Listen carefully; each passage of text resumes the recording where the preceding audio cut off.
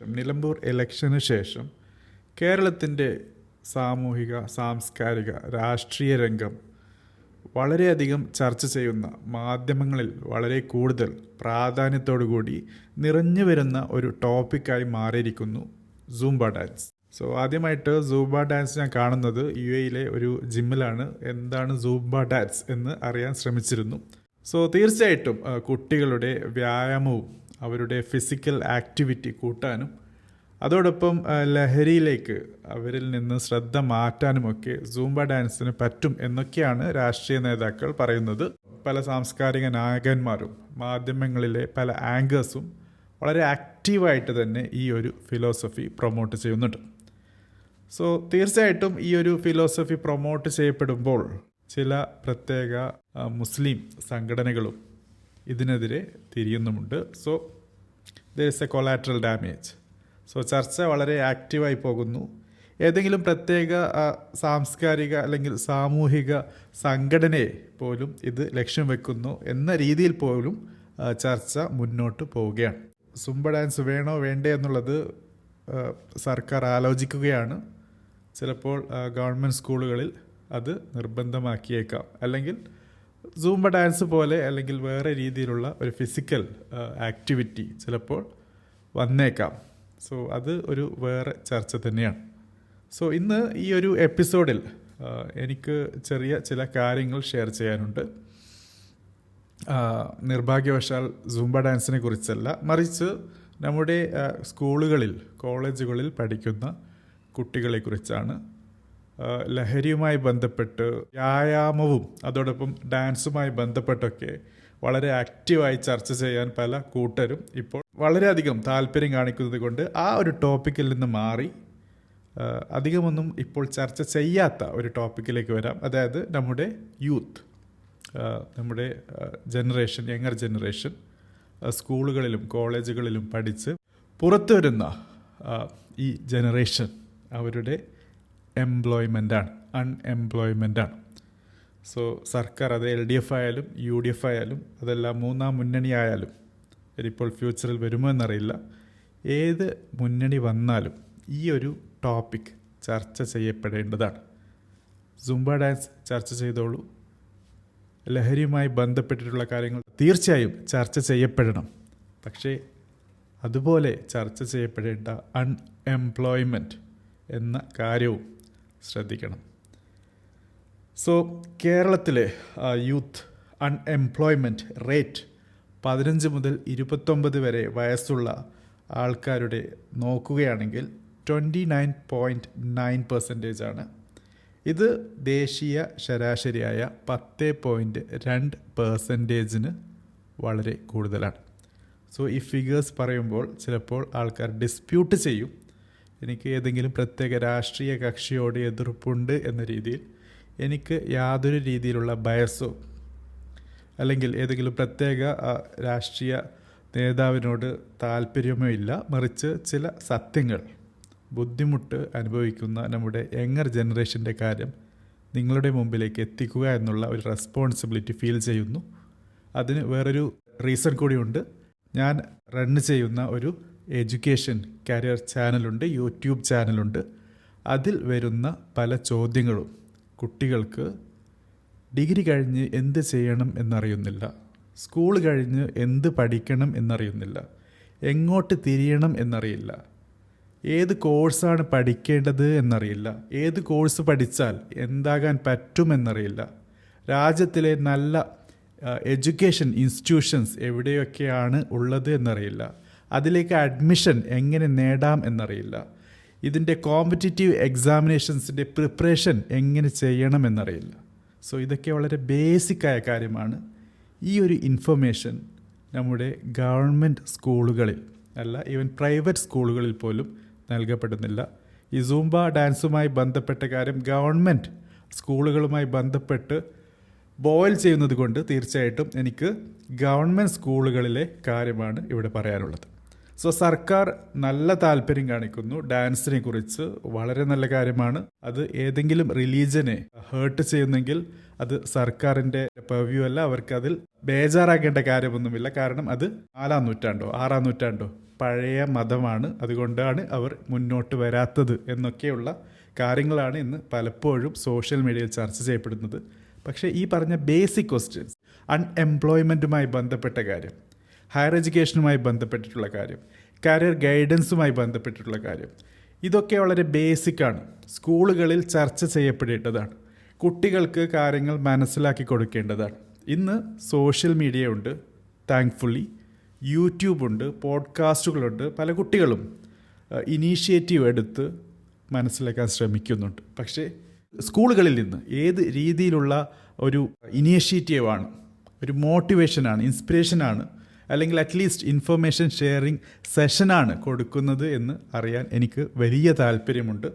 ഈ വീഡിയോ കാണുന്ന ആരെങ്കിലും ഏതെങ്കിലും രീതിയിൽ ഇതുപോലെ ഗവൺമെൻറ് സ്കൂളുകളിൽ സെഷൻസ് നൽകുന്നത് അറിയുന്നുണ്ടെങ്കിൽ അല്ലെങ്കിൽ അറിയാമെങ്കിൽ തീർച്ചയായിട്ടും കമൻറ്റ് ബോക്സിൽ രേഖപ്പെടുത്തുക. കാരണം കുട്ടികളെ ബാധിക്കുന്ന വലിയ കാര്യമാണ് അവരുടെ എംപ്ലോയ്മെൻറ്റ്, അവരുടെ ലൈഫ് സ്റ്റൈൽ, അവർക്ക് ഫ്യൂച്ചറിലുള്ള ജോബ്, അതോടൊപ്പം അവരുടെ ജീവിതമൊക്കെ ക്രമീകരിക്കാൻ ഇത് വലിയ ഉപകാരപ്പെടുന്ന കാര്യമാണ്.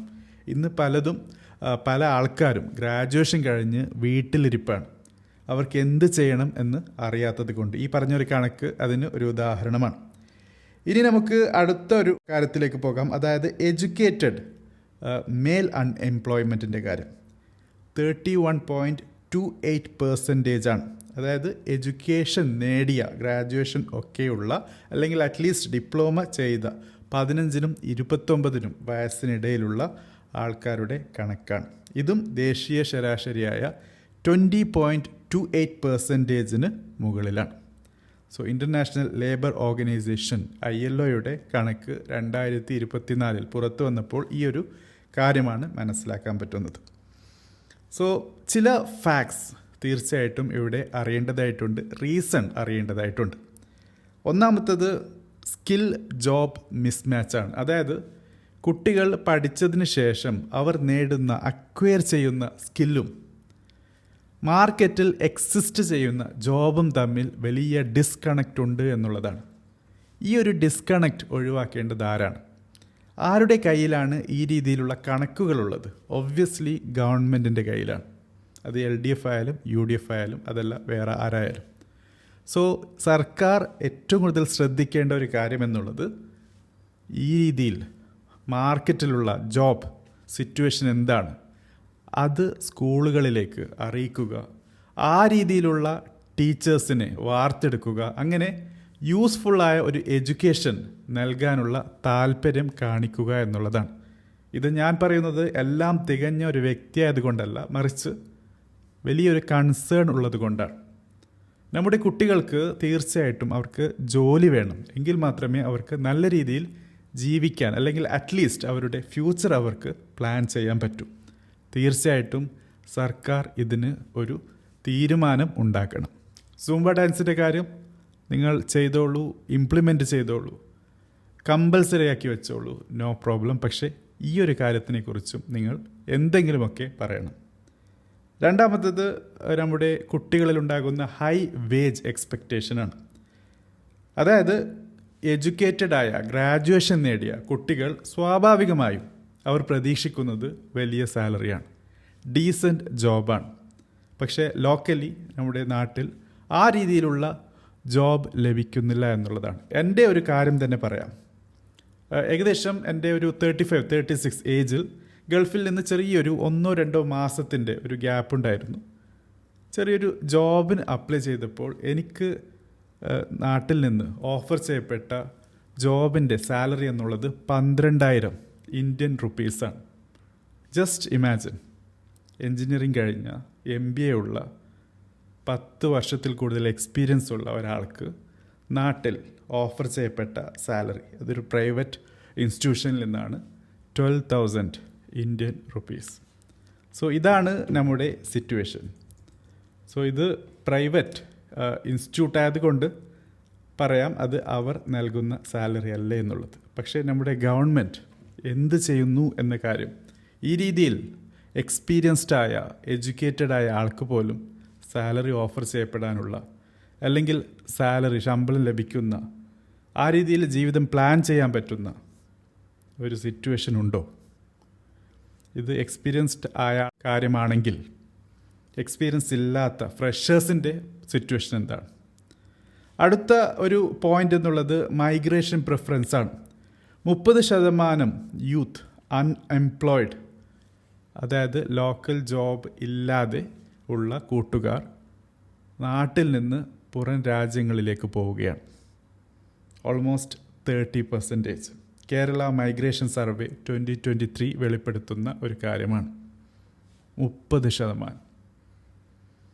ഈ ടാലൻറ്റിനെ നമ്മുടെ സംസ്ഥാനത്ത് അവരുടെ കഴിവിനനുസരിച്ച് എന്തുകൊണ്ട് ഉപയോഗപ്പെടുത്താൻ പറ്റുന്നില്ല? ആരാണിത് ചിന്തിക്കേണ്ടത്? എന്തുകൊണ്ട് ഇത് മീഡിയയിൽ ഡിസ്കഷൻ ടേബിളിൽ വരുന്നില്ല? എന്തുകൊണ്ട് ചർച്ച ചെയ്യപ്പെടുന്നില്ല? എന്തുകൊണ്ട് നമ്മുടെ രാഷ്ട്രീയ മാധ്യമ സുഹൃത്തുക്കൾ, രാഷ്ട്രീയ നേതാക്കൾ ഇത് മുന്നോട്ട് വയ്ക്കുന്നില്ല? എന്തുകൊണ്ട് ചർച്ച ചെയ്യപ്പെടുന്നില്ല?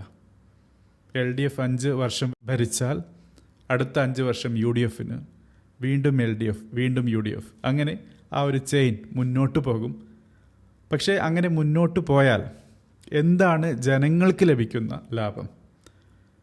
എന്തുകൊണ്ട് നമ്മുടെ ടാക്സ് പേയേഴ്സ് മണി അതിന് ഒരു return on investment through at least അവരുടെ യങ്ങർ ജനറേഷൻ്റെ ജോലിയിൽ കൂടി ലഭിക്കുന്നില്ല? ഒബ്വിയസ്ലി സ്കിൽ ഡെവലപ്മെൻറ്റുമായി ബന്ധപ്പെട്ട് ASAP കേരള പോലുള്ള ഇനീഷ്യേറ്റീവ് സ്റ്റാർട്ട് ചെയ്തിട്ടുണ്ട്.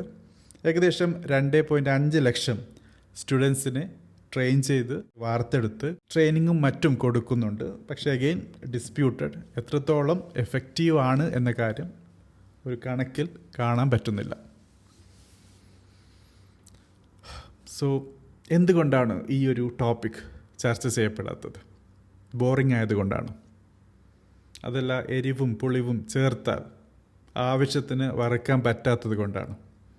അല്ലെങ്കിൽ ഈ ചോദ്യങ്ങൾ മുന്നോട്ട് വന്നാൽ എല്ലാ രാഷ്ട്രീയ കക്ഷികളും ഒരേപോലെ ചോദ്യത്തിൻ്റെ മുന്നിൽ വരും എന്നുള്ളത് കൊണ്ടാണ്?